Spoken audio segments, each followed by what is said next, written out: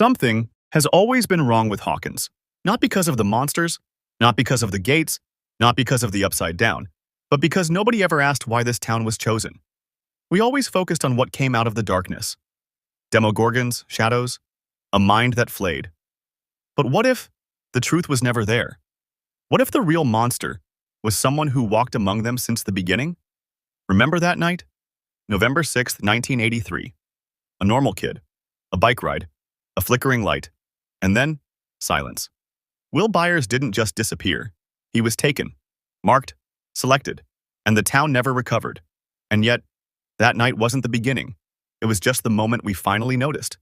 Before the gates opened, before the creatures crawled out, before Vecna revealed his face, Hawkins was already contaminated.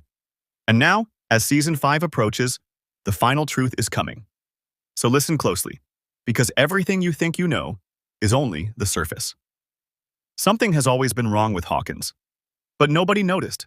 Nobody questioned the missing lights, the sudden chills, the whispers that crawled under the skin of this quiet, forgotten town.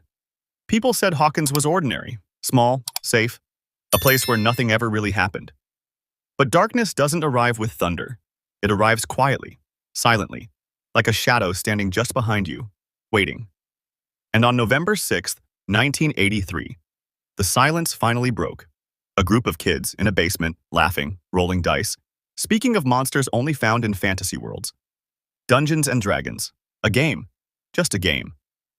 But that night, the line between imagination and reality snapped.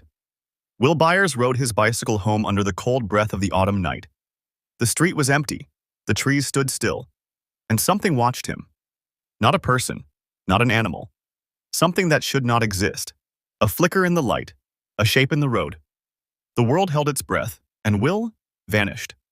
No scream, no trace, just gone. And that was the moment Hawkins woke up to a nightmare that had been growing beneath their feet for years. Because Will didn't simply run away. He was taken, pulled into another world, a world that mirrored ours, but twisted, rotting, and cold. A world we would come to know as the Upside Down. But before anyone understood that, there was only fear, panic, confusion. Joyce Byers, a mother who refused to believe that her son was dead, began to see the impossible. Lights flickering when she spoke his name. Whispers through walls. Messages carved into electricity itself. Everyone called her crazy. But grief can make a person see the truth before everyone else is ready. Meanwhile, three friends, Mike, Dustin, Lucas, refused to let Will disappear without a fight. They searched the woods. They followed the cold. And what they found was not Will. They found a girl with a shaven head, bare feet, a number tattooed on her wrist like she belonged to someone. 11. She barely spoke. She trembled when touched. She flinched at the sound of doors closing. And she could move things with her mind. What could possibly create a child like that?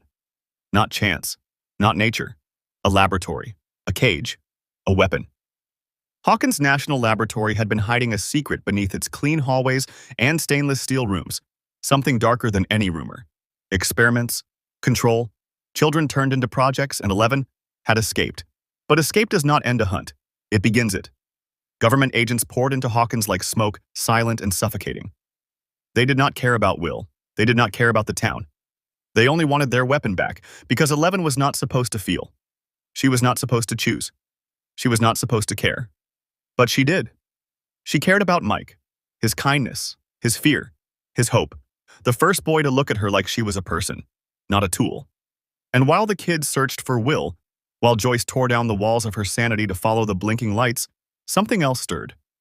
The Demogorgon, a creature of hunger and void, not hunting at random, but following the scent of fear. It stalked. It hunted. It took. It was the first soldier of a much greater evil. But no one knew that yet. They only knew that Will was trapped, alone, cold, breathing air that tasted like death. But the real terror was not the monster. It was what the monster served. A presence that did not just want to kill. It wanted to connect, to spread, to replace our world with something else. We did not meet this entity in Season 1. We only felt its shadow, but shadows are warnings. In the end, 11 stood between worlds, a bridge of flesh and memory, and she faced the monster that had once controlled her. She destroyed it, but it took her with it. Or so everyone believed. Will returned, but he did not return alone. He came back with something inside him, something breathing in the dark corners of his memory, something watching through his eyes when no one else was looking. A signal, a connection, a doorway left open. And Hawkins thought it had survived. But survival is not victory. It is only the beginning. Now pause and think. What if Will was chosen on purpose? What if 11 wasn't the only child they experimented on?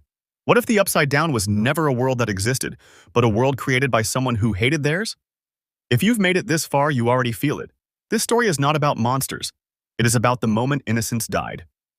And before we dive deeper, if you're here with me, if you love stories told in shadows and breathing with suspense, subscribe, not because you're told to, but because you already know you belong in this story now.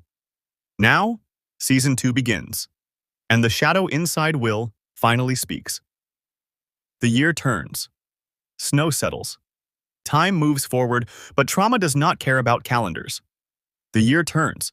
Snow settles. Time moves forward, but trauma does not care about calendars. Hawkins tries to go back to normal. The Byers family laughs because they have to. The kids return to school. People pretend the darkness was just a nightmare. But nightmares don't fade, they wait.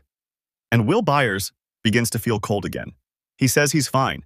He forces himself to smile, but sometimes, when nobody is watching, his breathing stops. His eyes go hollow. And he is not in Hawkins anymore.